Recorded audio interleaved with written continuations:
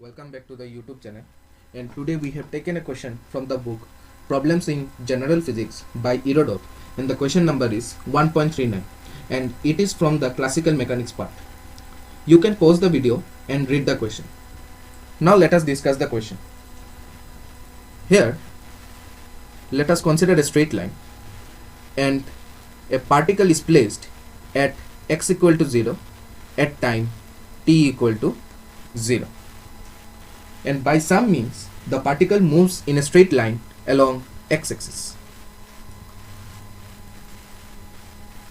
and this velocity of the particle varies. V is equal to alpha root x.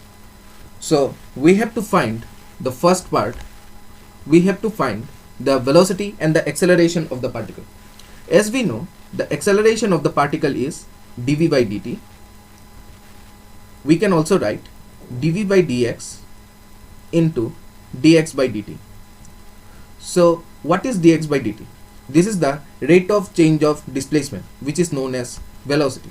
So we can write acceleration is equal to v dv by dx. Also we can write this equation in another way. It is half d dx of v square. So now, according to the question, the velocity of the particle is v is equal to alpha root x. So squaring, we can write v square equal to alpha square x. If we put this equation in the acceleration part, we can write a is equal to half d dx of alpha square x. Alpha is constant, so d dx of x is 1, so acceleration will be half alpha square. So this is the acceleration of the particle. Now we need to find the velocity of the particle.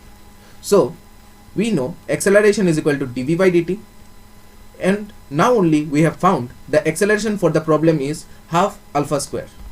Now taking this equation and using the integration method of variable separable, we can write dv is equal to half alpha square dt.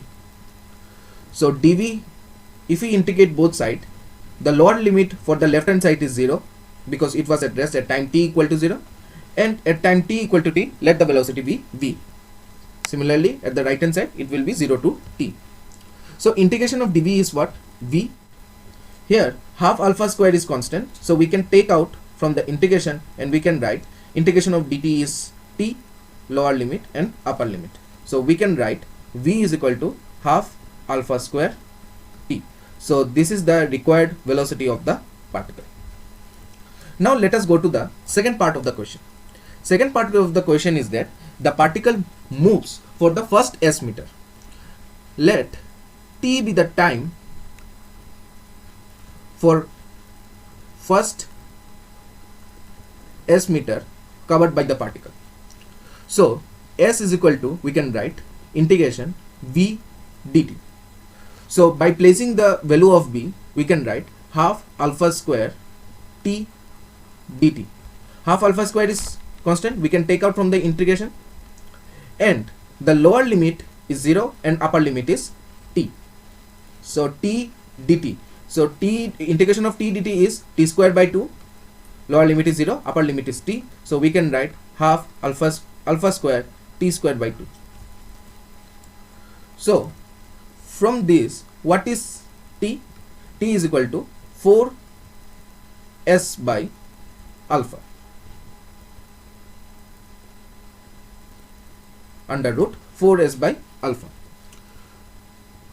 2 by alpha root s. Now we have to find the mean velocity of the particle.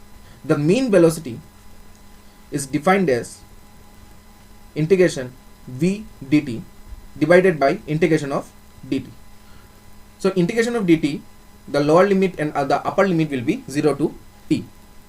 So v dt, here we have found the integration value half alpha square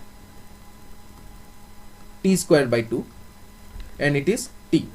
Here t and 1t gets cancelled, so we can write 1 by 4 alpha square t.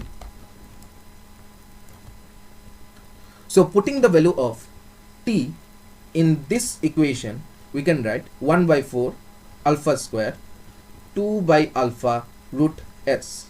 1 alpha and 1 alpha get cancelled, 2 and 2. So the mean velocity of the particle is alpha root s by 2. So that's it for today. Have a nice day.